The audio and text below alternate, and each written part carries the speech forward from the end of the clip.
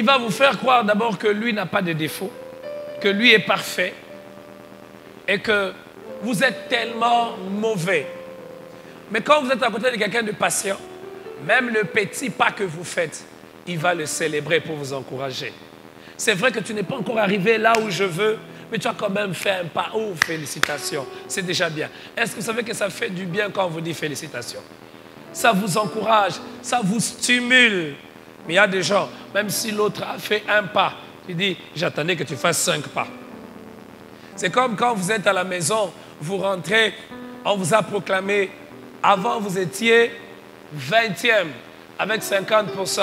Maintenant vous êtes sorti 6e avec 60%. Tu viens avec la joie. Je suis maintenant 6e. Et maman dit, pourquoi tu n'es pas première? Pourquoi tu n'es pas première? Est-ce que ceux qui sont sortis des premières là, elles te dépassent? Elle oublie que tu as fait un effort. Vous savez que l'encouragement pousse les gens à mieux faire. Dans un milieu où on est encouragé, on fait toujours mieux. Est-ce que tu es patient? Est-ce que tu es patient envers ton collègue, envers ta collègue, envers ces jeunes hommes qui t'ont demandé la main, avec qui vous êtes déjà en relation? Est-ce que tu es patient? Ou chaque fois, tu es toujours comme ça, tu ne changes pas. J'ai parlé, je me suis fatigué. Tu es toujours comme ça. 5e, c'est la 5e.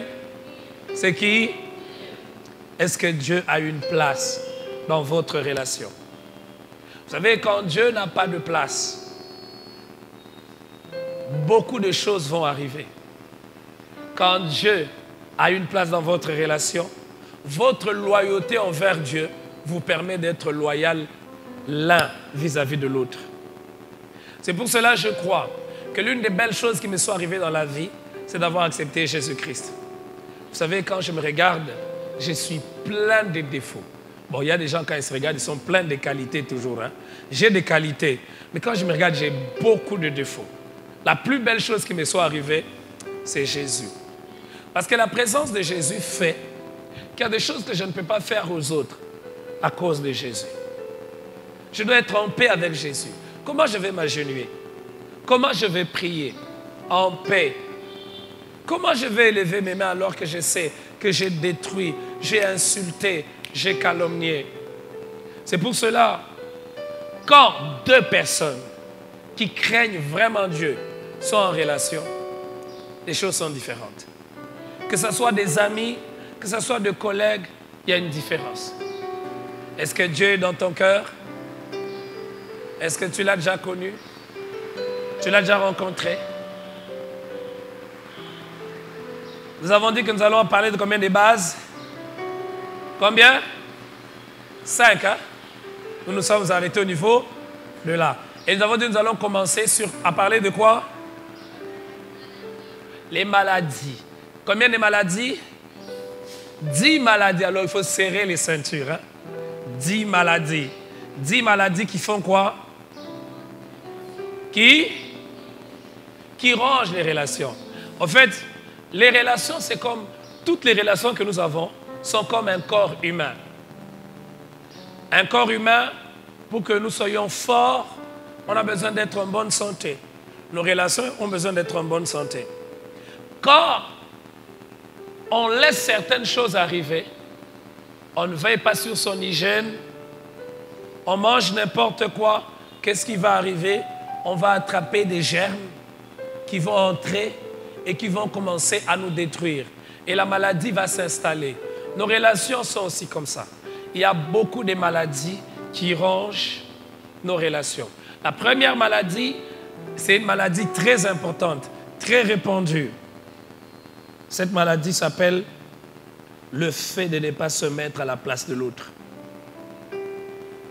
Hier soir, au mariage qu'il y avait ici, j'ai essayé un peu d'en parler, mais c'était simplement comme on avait un goût. Ce soir, j'aimerais en parler avec beaucoup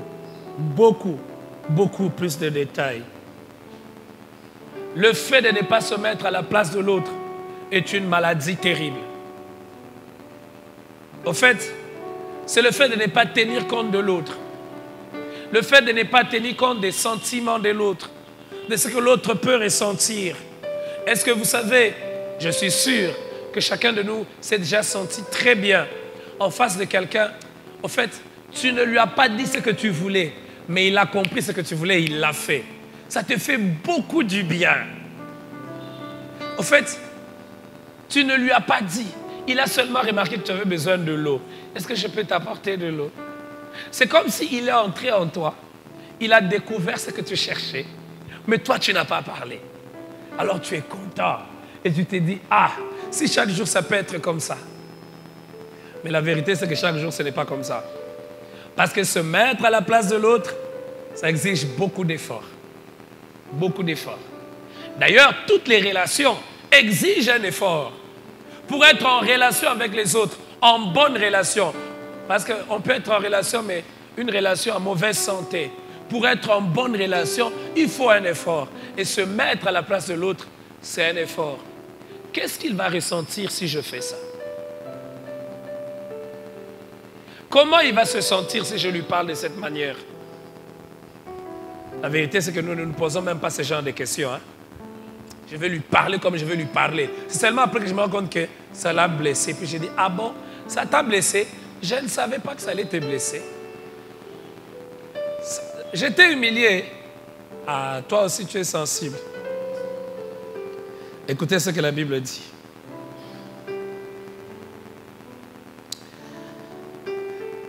« 1 Corinthiens 12, à partir du verset 24. Ce soir, j'aimerais que vous ayez vos Bibles. Ayez vos Bibles, prenez vos Bibles. C'est très important. 1 Corinthiens 12, 24. Tandis que ceux qui sont honnêtes n'en ont pas besoin. La dernière partie, c'est celle qui nous intéresse. Dieu a disposé le corps de manière à donner plus d'honneur à ceux qui en manquaient, afin qu'il n'y ait pas de division dans le corps, mais que les membres aient également soin les uns des autres. Que les membres aient également soin les uns des autres. L'apôtre Paul se sert de l'analogie du corps humain pour expliquer comment le corps est organisé et ce qui fait que chaque organe, son rôle ne se limite pas qu'à lui-même. Son rôle a un impact sur les autres. Qui connaît le pancréas? Qui a déjà vu le pancréas? Mais le pancréas de la poule, hein? Il y a ceux qui ont vu les pancréas de la poule. Chacun de nous a un pancréas. Mais le fonctionnement du pancréas n'a pas un impact que sur lui-même. Il a un impact sur tout le corps. Qui connaît le rein? Le rein existe. Mais quand le rein fonctionne, le rein ne fonctionne pas seulement pour lui-même. Le rein fonctionne pour tout le corps. Dans ce sens, il prend soin de tous les autres organes aussi. Le rein, c'est ces organes par lesquels notre corps se purifie. C'est comme une usine de purification.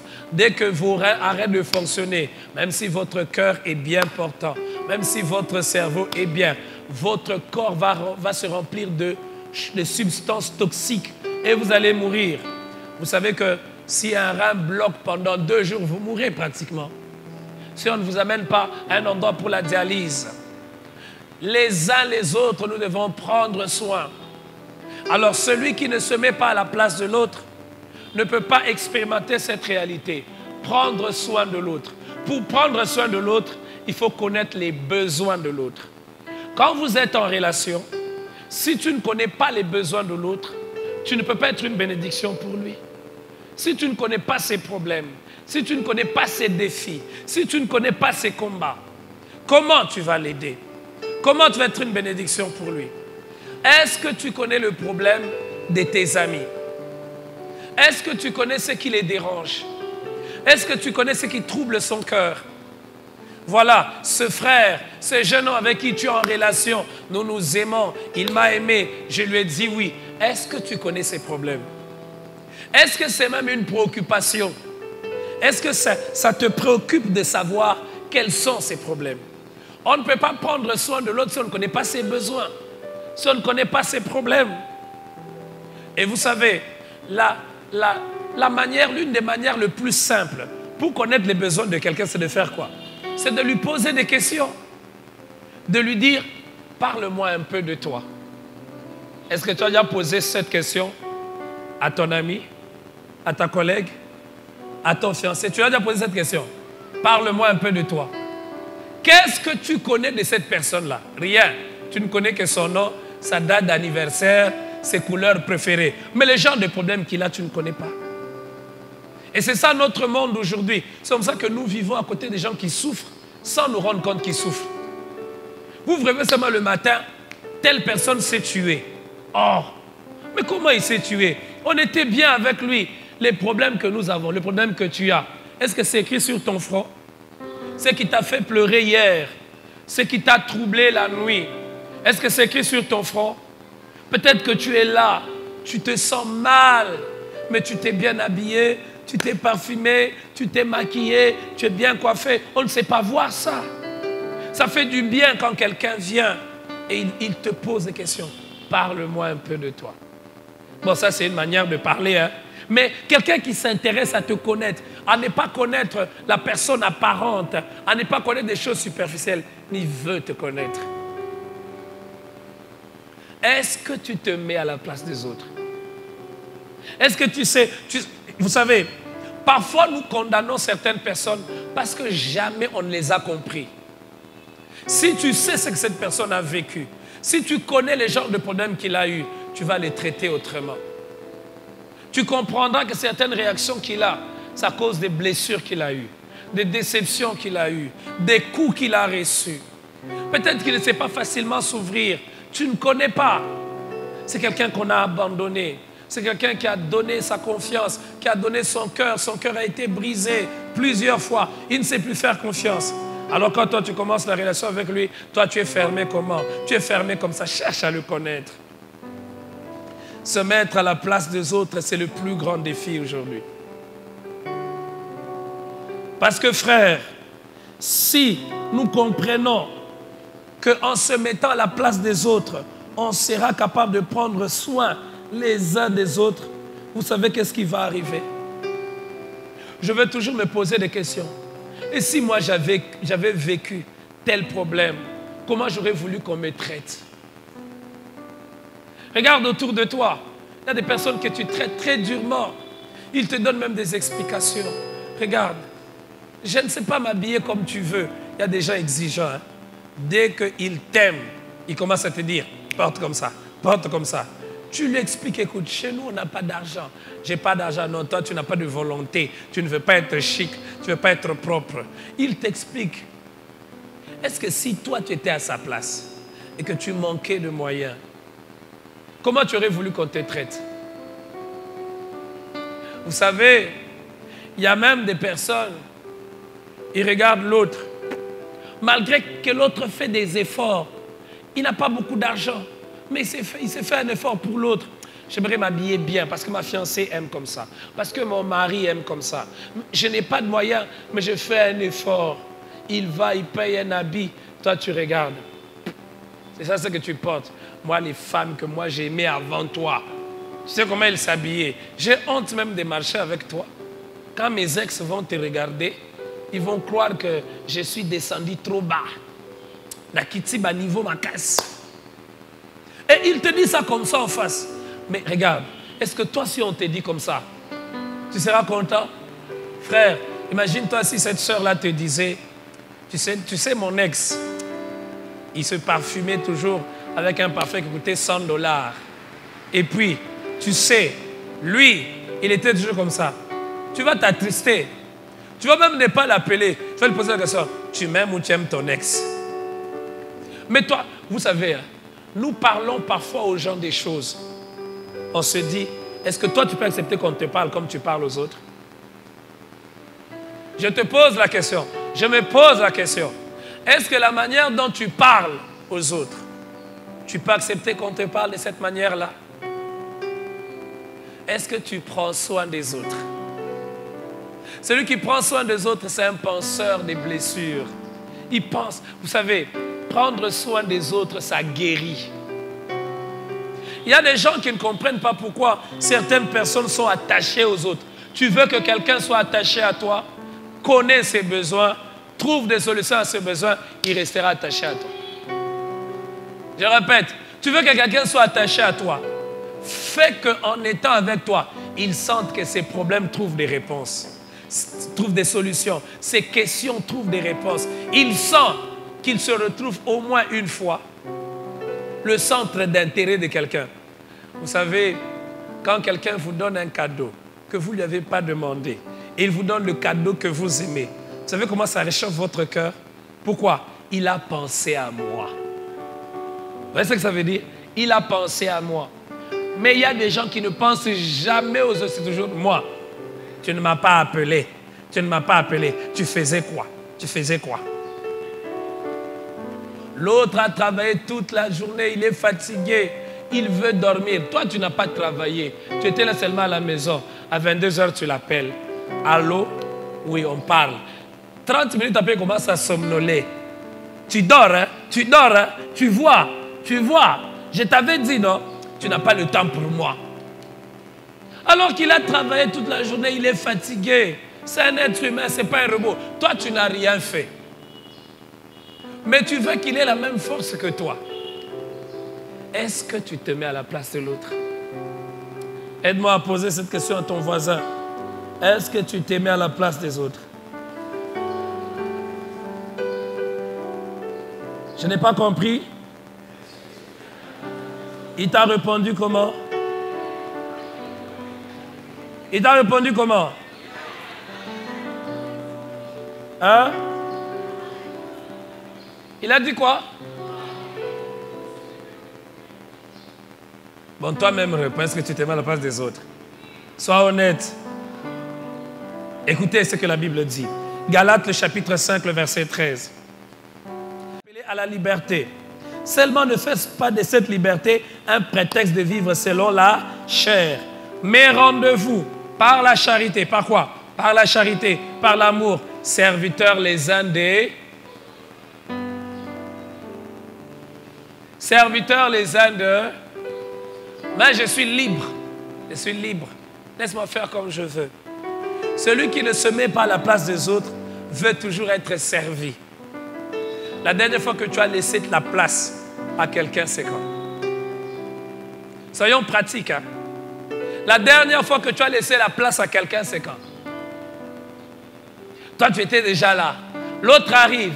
Tu te rends compte que c'est peut-être une femme enceinte. C'est peut-être un homme qui est fatigué. C'est peut-être un papa. Je le laisse la place. Tu as fait ça quand? Même à l'université. Tu vois ce collègue d'université. Tu sais que lui, il vient chaque fois à pied à l'université. Donc quand il est venu là, il a marché. Il a quitté Chibom jusqu'à l'UM. Ou maintenant, comme on va étudier à... Vous allez étudier où ça? À Don Bosco. Et lui, il a quitté Bakwadanga à pied. Il est arrivé à Don Bosco. Toi, tu as pris la moto. Tu es arrivé avant lui. Tu vois qu'il transpire. Il a même son cahier, son classeur pour écrire. Il est venu en retard. Mais toi, tu le regardes. Hey, parce que moi, je l'avais dit d'avoir un parent pauvre. Non, mais c'est vrai. Parfois, nous disons que nous sommes chrétiens. Est-ce que nous nous mettons à la place des autres? Celui qui se met à la place des autres, de l'autre, sert l'autre. D'abord l'autre. Comment tu vas? Il pose d'abord des questions sur l'autre. Tu ne m'as pas posé la question comment je vais. Tu es méchant depuis que je parle avec toi. Est-ce que tu m'as posé la question sur mes cheveux? Tu ne vois pas que mes cheveux sont sales. Toi, tu es aveugle. Il faut toujours que je te parle. Tu ne vois pas que j'ai transpiré. Ah, il y a des jeunes filles comme ça. Tu ne vois pas que j'ai transpiré. Tu ne peux pas me payer le papier mouchoir. Seulement si je te demande. Tu ne vois pas que j'ai soif. Seulement si je te demande. Mais toi, tu ne vois pas que ce jeune homme-là, il t'aime, c'est vrai. Mais même pour payer les frais académiques, c'est un problème. Il se bat. Tu sais ce que sa maman fait pour qu'ils étudient? Tu ne sais même pas. C'est comme ça que j'ai commencé par en disant, est-ce que tu prends le temps de connaître les problèmes de l'autre? Parce que si tu connais les problèmes de l'autre, il y a des choses que tu ne lui demanderas pas. Parce que tu sais déjà que étudier, c'est un exploit. Quand il étudie, c'est un miracle. Vous savez, il y a des gens, quand ils étudient, c'est normal. Hein? Mais il y a quelqu'un, quand il termine l'année académique, il s'agenouille, il élève les mains. Zami, toi, Sakijin. Mais toi, on te donne, tu joues même. Alors tu penses que tout le monde, c'est comme ça. Alors tu vas lui demander, d'ailleurs depuis que je suis en relation avec toi, tu m'as déjà amené au restaurant combien de fois? Toi tu es quel homme? Quel homme? Depuis que je suis avec toi, tu m'as déjà acheté même un bonbon. Toi tu l'as déjà acheté quoi? Tu as déjà fait quoi pour lui?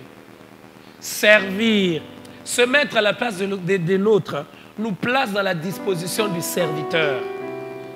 Alors rapidement, comme toutes les maladies, j'aimerais nous dire ce qui fait. Quelles sont les causes? Qu'est-ce qui amène souvent qu'on ne se mette pas à la place de l'autre? Quelles sont les causes de cette maladie? Pourquoi plusieurs personnes sont incapables de se mettre à la place de l'autre? La première cause, vous la connaissez tous, c'est l'égoïsme. On est égoïste. On veut tout pour soi. On veut que l'attention soit uniquement sur soi. Moi et moi seul d'abord. Qu'on me regarde, qu'on parle de moi, qu'on me considère. Moi d'abord, moi d'abord. L'égoïste ne bâtit jamais des relations durables autour de lui. Celui qui est égoïste, les gens ne font que les fuir. Un homme égoïste, bon, s'il se marie, sa femme sera malheureuse. Un papa égoïste, il y a des papas égoïstes, hein? Les enfants sont malheureux. Parce que tout c'est lui. Première cause, c'est quoi? L'égoïsme. On ne se met pas à la place de l'autre parce qu'on est égoïste. Je vais te poser la question, tu es égoïste? Vous savez, c'est rare qu'on accepte qu'on est égoïste. Hein? Qui a déjà accepté qu'il est égoïste? Qui peut dire à Dieu, Seigneur, pardonne-moi, je suis égoïste. Je ne regarde que mon intérêt. Je ne regarde que mon calcul. Qu'est-ce que moi je vais gagner? Quand tu commences une relation avec quelqu'un, tu calcules déjà. Qu'est-ce que je vais gagner? Si tu ne gagnes, je ne veux rien gagner. Les relations, ce n'est pas seulement pour que nous puissions gagner, c'est aussi pour apporter aux autres, c'est pour donner aux autres. Est-ce que tu penses à ce que les autres bénéficient en étant avec toi? Je vous assure, le jour où vous commencez à vous poser cette question, beaucoup de choses changent. Hein?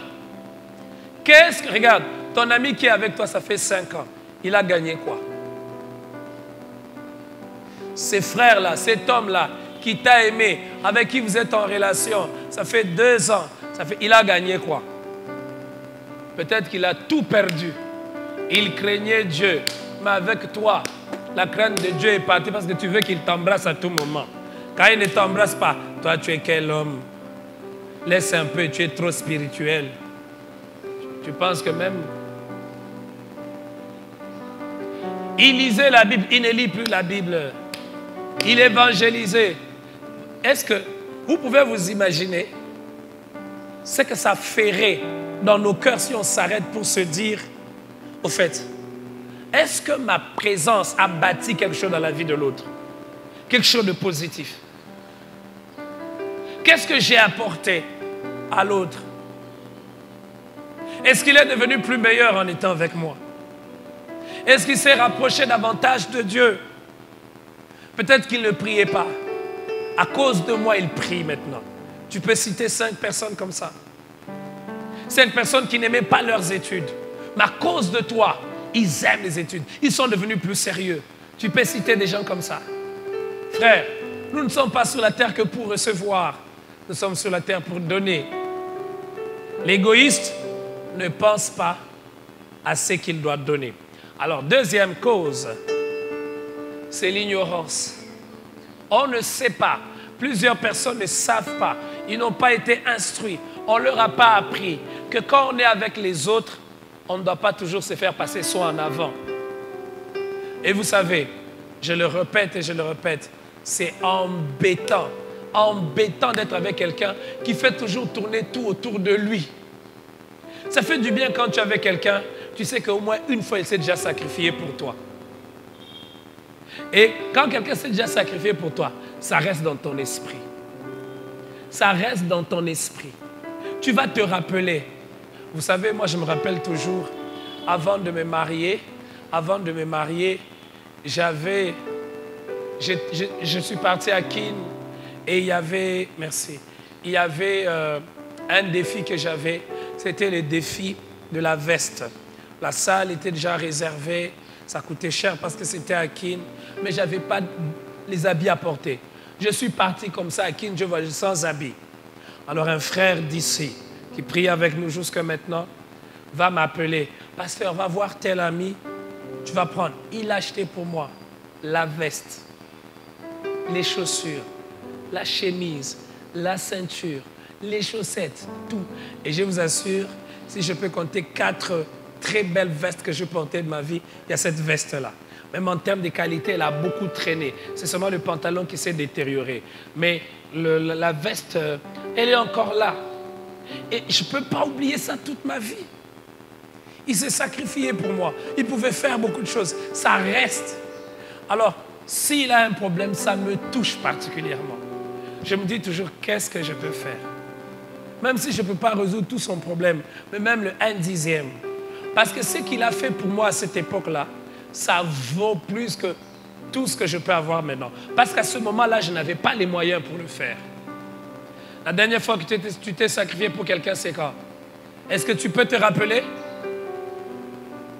Je vois quelqu'un qui réfléchit et qui ne voit pas un jour il s'est sacrifié pour quelqu'un. Bon, aide ton voisin bien. Pose-lui la question.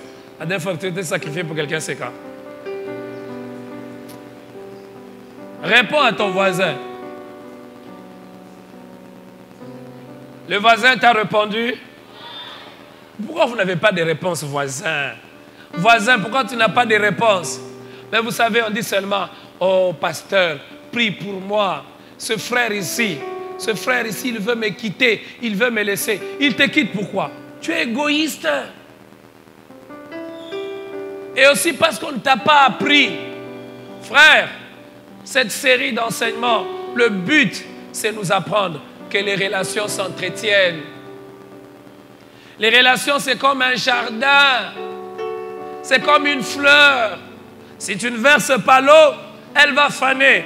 Les relations, regardez, vous ne vous appelez pas, vous ne vous voyez pas. Vous aurez la même qualité de relation. Elle se détériore. Alors il faut que tu apprennes que quand tu es en relation, il faut penser à l'autre. Il faut se mettre à la place de l'autre. La dernière fois que tu as donné un cadeau à quelqu'un, c'est quand?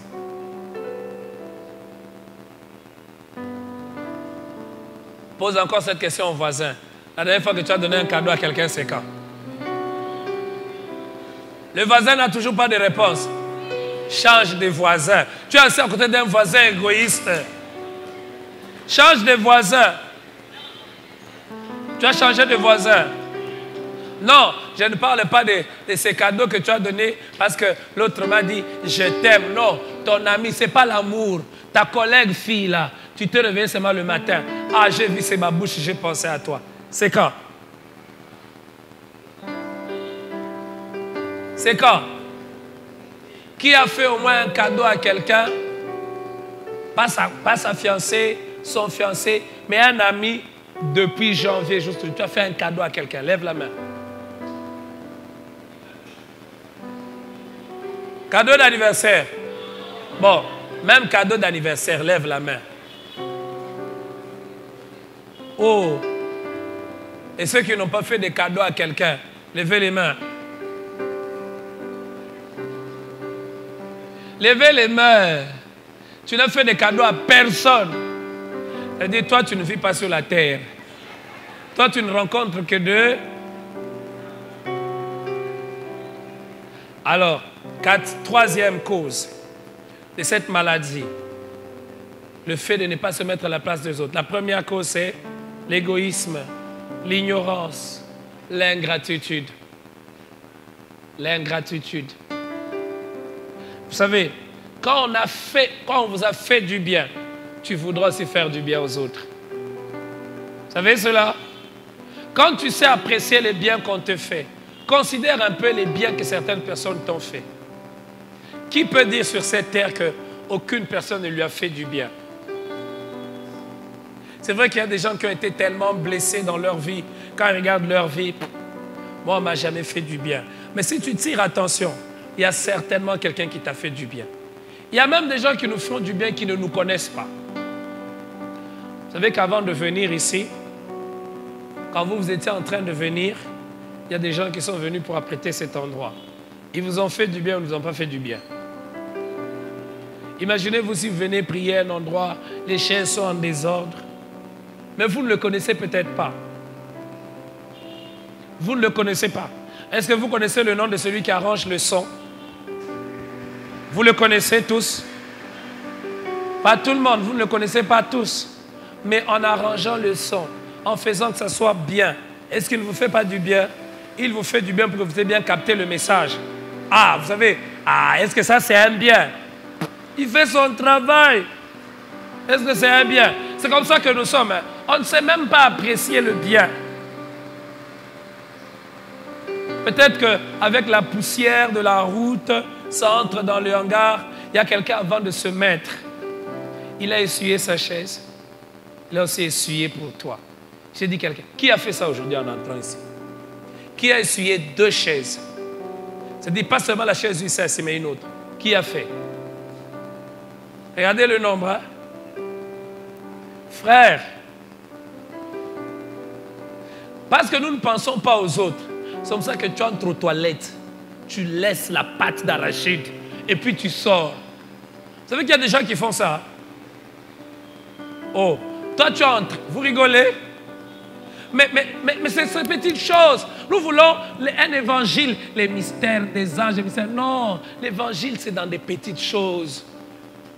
Je peux entendre votre amen. Mais pensez aux autres, vous pensez que c'est quoi? C'est des petites choses. C'est la fidélité dans des petites choses qui fait les grands. Regarde, tu entres aux toilettes. Tu as trouvé des toilettes propres. Mais toi, tu laisses une pâte d'arachide. Et puis tu sors, tu es en paix. Tu n'es même pas dérangé. Donc tous les gens qui vont venir là vont sentir l'odeur. Il y a des gens qui font ça à l'université. Pourquoi les toilettes des universités, les toilettes publiques sont sales? Vous savez pourquoi c'est sale? On ne pense pas aux autres. On ne se dit pas qu'un autre viendra après moi. Le Seigneur parle à quelqu'un ce soir. Le Seigneur est en train de délivrer quelqu'un ce soir. Vous savez, en tant que prédicateur, j'ai appris une chose. J'ai appris et j'insiste sur cela ces derniers temps. La délivrance, ce n'est pas seulement que quelqu'un tombe, quelqu'un s'éroule. Non, il y a des gens qui tombent et qui restent les mêmes. La délivrance, c'est quand la lumière de la parole brille. Elle change l'être intérieur. Pourquoi les toilettes de nos universités sont sales? Moi, je ne sais pas si maintenant ça a changé. Mais à l'époque où moi j'étais étudiant, c'était d'une saleté. Donc, quelqu'un, il laisse... Donc, les pâtes d'arachide qui se sont déjà durcies, c'est devenu dur, c'est devenu sec. Vous n'avez jamais vu ça? Ceux qui ont fait ça sont des bêtes. Ce sont des hommes. Mais en faisant ça, ils ne se disent pas que les autres vont venir après. Et que dire même des bancs? Qui a été élève ici dans sa vie?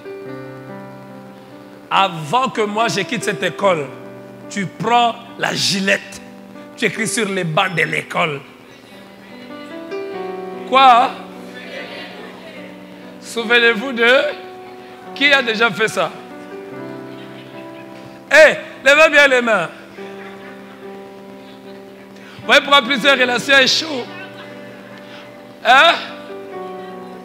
Et même là-bas, je vais voir, qui a déjà fait ça? Ça nous fait rire. Qui est béni ce soir? Ça nous fait rire, mais c'est simple, c'est vrai. Nous ne pensons pas aux autres. Imagine-toi si toi tu viens. Le banc là, tu écris. L'autre aussi vient, il écrit. Dans 10 ans, est-ce que ça sera encore un banc? Ça sera, vous entendez, les bancs. Donc, ce n'est plus lisse. C'est devenu rigueux. Parce que tout le monde a écrit son nom. D'autres même, ils écrivent avec la pâte d'arachide dans les toilettes. C'est vrai, hein? Vous n'êtes jamais entré dans des toilettes où on a écrit. Alors je me dis, il a fait comment? Avec les doigts? Il y a des gens qui font ça. Il y en a même parmi ici qui font ça. On ne tient pas compte des autres. Alors, regardez, nous avons par exemple 3 cultes. 3 cultes. Vous venez, vous suivez les leçons d'affermissement, vous vous levez, vous partez.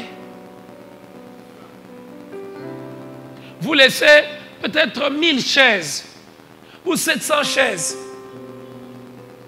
Et les autres qui doivent venir, ils doivent arranger les chaises. Alors ils vont prier. Ils sont fatigués parce qu'ils ont transporté des chaises. Mais quand vous avez fini les leçons des affermissements là, tu pouvais seulement entasser les chaises et remettre. Mais toi tu es parti. Tu t'essuies, tu laisses le papier mouchoir par terre.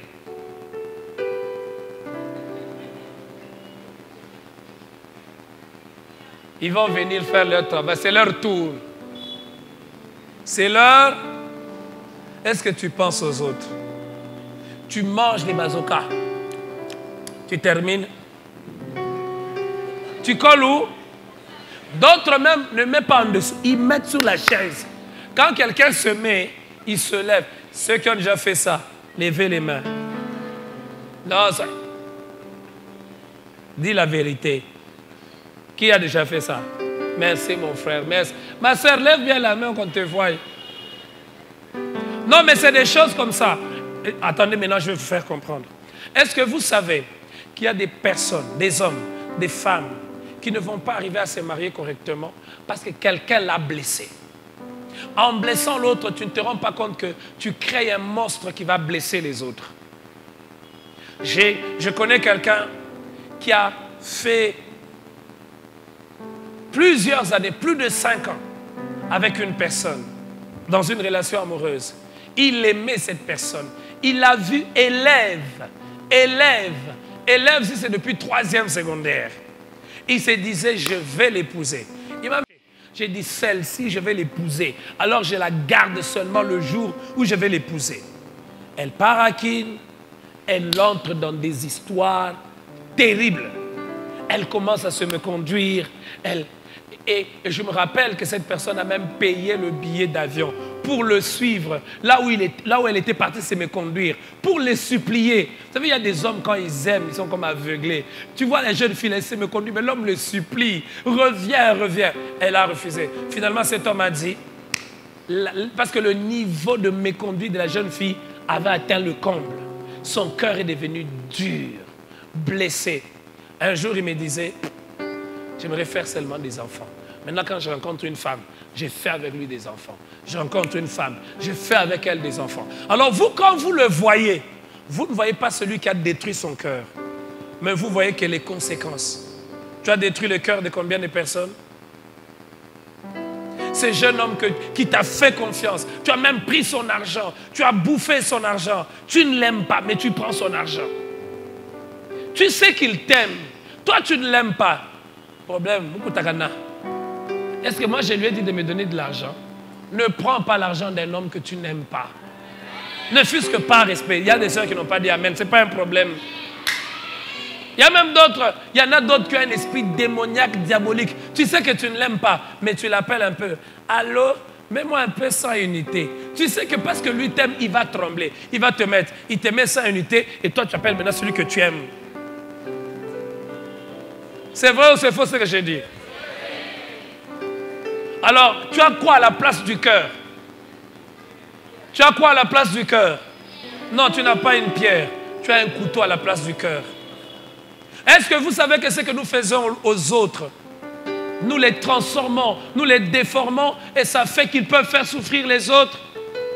Je ne donne pas un encouragement à ces personnes, mais parfois les personnes qui blessent les autres, il y a des personnes qui les ont modifiées, qui les ont transformées. Vous savez quoi, finalement, cette personne est tombée sur une femme. Il a fait un enfant avec l'enfant. Et il était partout, dans toutes les bêtises. Il disait, moi, dès que je vois une femme, je couche avec elle. Je vois une femme, je couche avec elle. La cause, c'était quoi? La blessure. Quelqu'un l'a blessé. Quelqu'un l'a blessé. Vous savez, il y a même des gens qui disent, je ne peux plus aimer. Il y a même des gens ici qui peuvent dire ça. Parce qu'ils ont été blessés. Ils se sont donnés, ils se sont investis dans la relation. Corps, âme, esprit. Mais toi, tu jouais. Tu combinais. Tu combinais. Ceux qui combinent, levez les mains. Ceux qui ont 3 amoureux, 4 amoureux, levez les mains. Si vous avez 4 amoureux, levez les mains. Soyez sincères. Le Seigneur va vous délivrer ce soir. Qui a 4 amoureux? Bon, alors je demande qu'on ferme les yeux. Tu vas lever les mains. Hein? On fait comme ça. On peut fermer les yeux?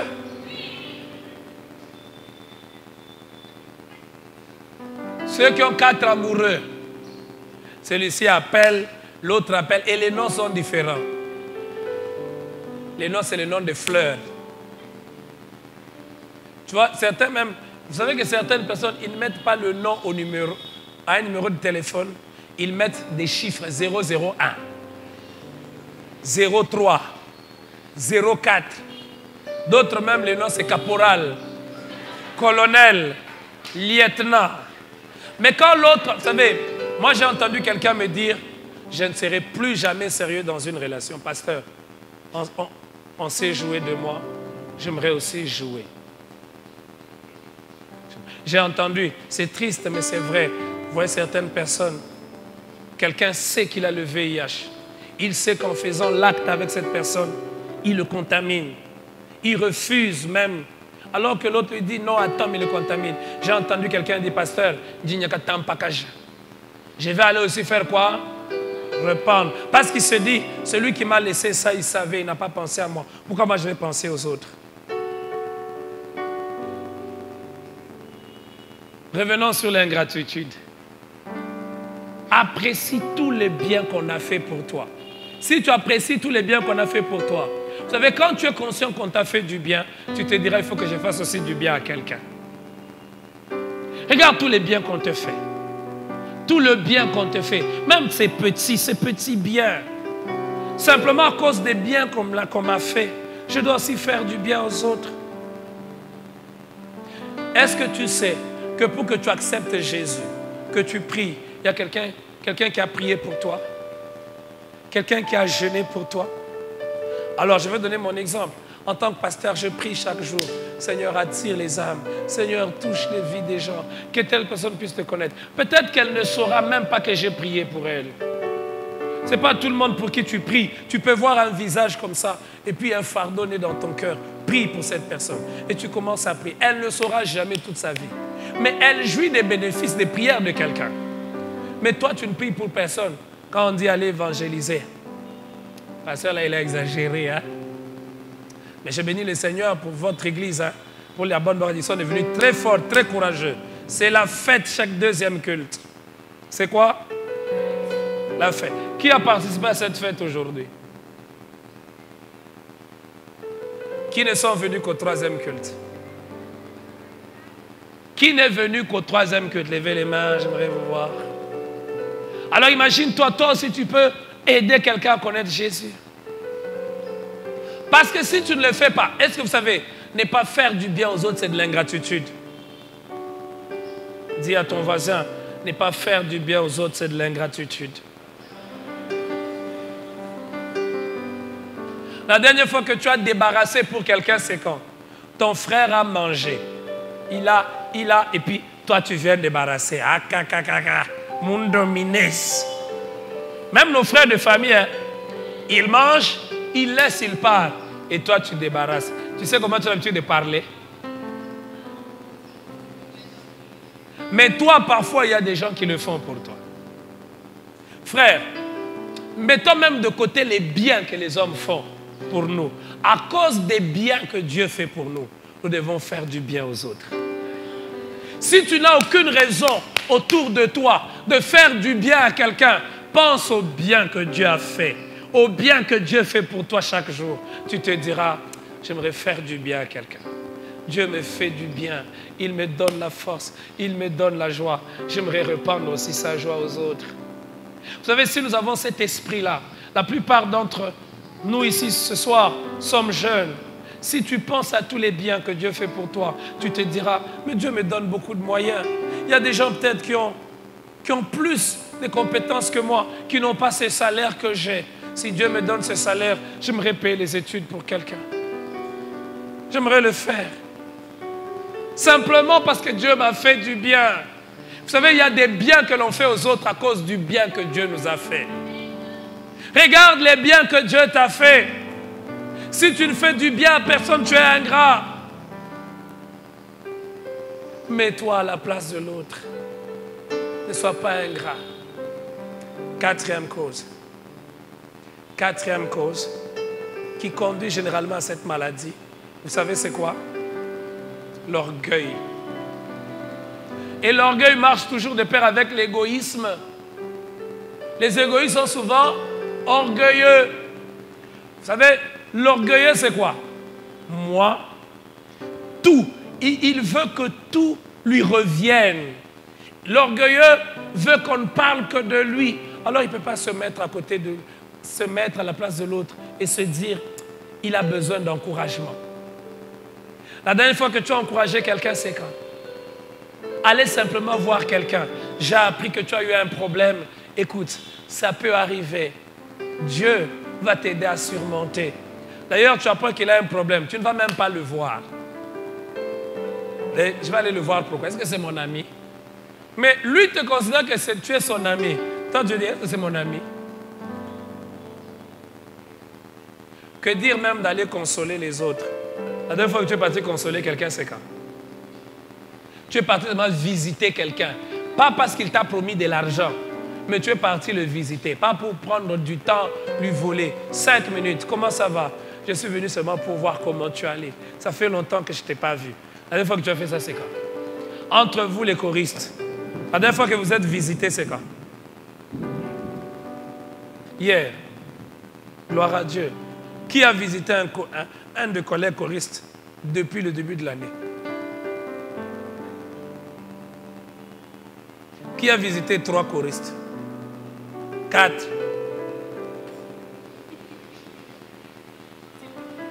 Mais le jour où lui il a un problème, ils ne m'aiment pas. Ils ne sont pas venus me voir. Ils ne sont pas venus me visiter. Égo, l'orgueil. L'orgueil nous empêche. Parce que l'orgueilleux, il a un... Lui, c'est tout. C'est le soleil. Et malheur, si tu as une fiancée orgueilleuse, tu vas souffrir.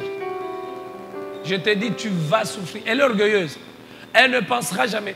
Vous savez, il y a des hommes égoïstes, des femmes égoïstes. Même si l'homme, son habit se décolore, mais il travaille, elle ne pense jamais que cet homme doit s'habiller. Elle veut toujours porter les meilleurs habits.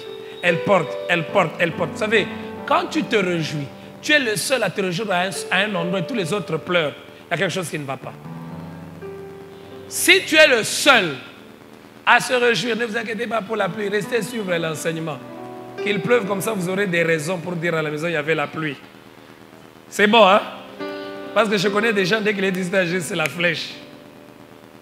Bon, bien sûr, parce que certains, on va les taper à la maison, hein? Qui en a l'habitude d'aller taper à la maison? Gronder, hein? Pas taper. Alors, allez. L'orgueil nous empêche de nous mettre à la place de l'autre. Alors maintenant, j'ai parlé des causes.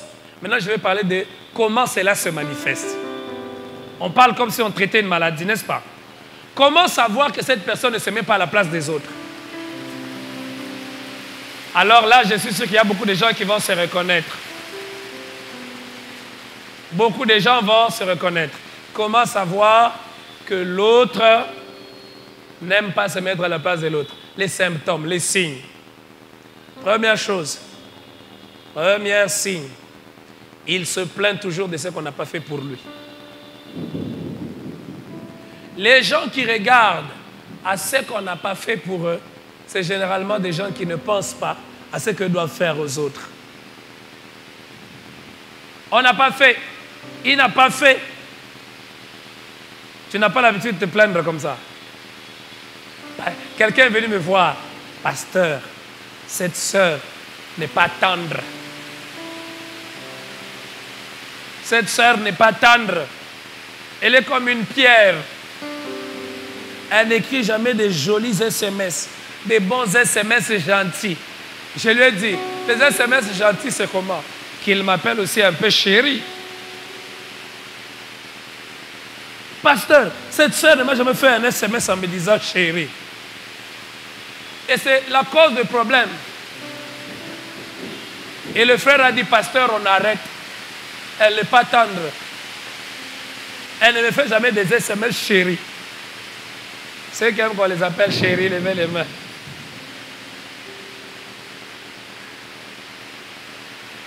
Alléluia. Est-ce qu'on peut acclamer pour le Seigneur? Est-ce qu'on peut acclamer très fort? Et il y a des personnes, leur grande caractéristique, c'est les plaintes. Ils sont toujours en train de se plaindre. Il ne fait pas ça pour moi. Il ne fait pas ça pour moi. Il ne fait pas ça pour moi. Il ne fait pas ça pour moi. Tu connais tout ce qu'on ne fait pas pour toi. On peut m'amener le micro.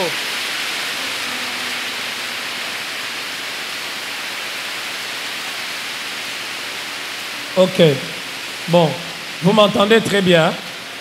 Il y a des gens, ils vont vous dire, il ne fait pas ça bien. Il ne fait pas ça bien. Il ne fait pas ça. Il ne me regarde pas. Il ne me regarde pas. Il ne pense pas à moi. Et toi, qu'est-ce que tu fais pour l'autre? Deuxième symptôme. Deuxième signe qui montre que soit on ne pense pas aux autres, on est centré sur soi-même. Deuxième symptôme. Et ce symptôme, il est très répandu. Très, très, très répandu. C'est dans la conversation. Ces symptômes, c'est quand on cause. On ne pose pas de questions sur l'autre. On ne parle que de soi. Vous connaissez des gens comme ça? Qui connaît quelqu'un comme ça? Il ne pose, c'est-à-dire lui, quand vous causez, il veut seulement que vous parlez de lui. Et quand tu veux même parler de tes rêves, vous connaissez, il y a des gens, avec lui, tu ne parleras jamais des choses qui te concernent. Il veut seulement te parler. Tu sais, moi j'ai tel rêve. Quand tu essaies de lui dire, moi aussi, il change de la conversation pour te ramener toujours à lui. Qui connaît des gens comme ça? Qui est comme ça? Ah, vous voyez, vous ne connaissez que les autres. Mais vous-même, vous ne vous connaissez pas. Poussez les chaises ici, poussez les rangées. Mes frères, papa, n'allez pas là-bas. Venez, amenez vos chaises ici. Déplacez-vous avec vos chaises. D'ailleurs, c'est bien. Comme ça, c'est bien. Poussez même ici. Même devant ici. Ok. Oh, vous vous gênez pourquoi? Mais avancez ici. Il y a de la place. Même ici, c'est beau comme ça. J'ai dit, le deuxième symptôme, c'est quoi? C'est dans les conversations. Toutes les conversations, il le fait tourner sur qui? Sur lui. Sur lui. Tu sais, moi j'aime telle mèche. Tu sais, moi j'aime quand on dit comme ça. Moi j'aime. Mais qu'est-ce que l'autre aime? J'étais surpris de découvrir que quelqu'un était en relation avec une personne 2 ans, mais il ne connaissait pas ce que cette personne aimait. Tu ne sais même pas ce qu'il aime manger. Est-ce que tu connais ce que ton ami aime manger? Tu connais ce qu'il aime manger? Bon, ton ami même c'est fort. Ton fiancé, tu connais ce qu'il aime manger? Tu connais ce qu'il aime manger? Il y a d'autres qui ne connaissent même pas. Quelqu'un m'a répondu, est-ce que je suis sa maman? Je ne suis pas sa maman. Est-ce que tu connais même, vous savez, beaucoup de gens trompent. Hein? Quand on va dans les mariages, quelle est la couleur préférée? Quelle est la couleur? Mais toi, tu ne l'as jamais même tu l'as jamais posé la question. Quelle est ta couleur préférée? Tort. Tu connais la couleur préférée de ta femme?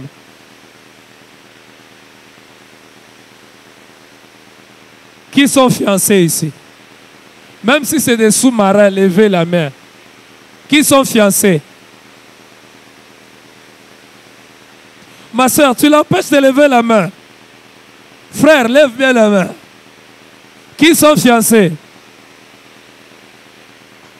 Tous ceux qui cachent, qui ont des relations à côté, qui refusent de lever les mains. Je vais prier. Hein? Vous voulez que je prie?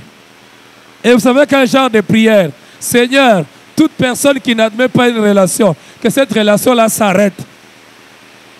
Compris comme ça? Mais tu n'as pas le courage de dire devant Dieu, est-ce que ton papa est ici? Ta maman est ici? Ton oncle est ici? Bon, qui? Les parents. Ils vont aller informer aux parents. Hein? Ils sont au courant. Je repose la question. Qui a une relation amoureuse ici? Même ton collègue de l'université qui t'écrit les SMS chaque soir. Soyez honnêtes. Qui sont amoureux? Bon, j'ai mis de côté. Fiancé, non. Qui est amoureux? Qui est amoureux? Ma soeur, tu n'es pas amoureuse. Bon, qui est amoureux, amoureuse? Frère Olivier, tu n'es pas amoureux. Levez les mains. Qui est amoureux? Gardons nos mains levées. Frère Gérard, tu n'es pas amoureux. Levez bien les mains. À la chorale, je vais voir qui est amoureux. Toutes les personnes qui refusent de lever les mains. Que leur relation fasse quoi? Vous voyez comment nous mentons même pour des choses simples. Bon, maintenant, qui connaît ce que l'autre aime? Qui peut dire, je sais qu'il aime ça, je sais qu'il serait content? Vous voyez pourquoi plusieurs relations échouent? C'est à cause de cette maladie. On ne se met pas à la place de l'autre. C'est comme ça que tu vas aller de relation en relation, de relation en relation. Et puis, tu sais, quand tu vas de relation en relation, ça brise ton cœur. Ça détruit. Il y a quelqu'un qui m'a dit, pasteur, chaque fois je reprends à zéro. Une sœur m'a fait, pasteur, les je t'aime là. Je vais les dire à combien de personnes?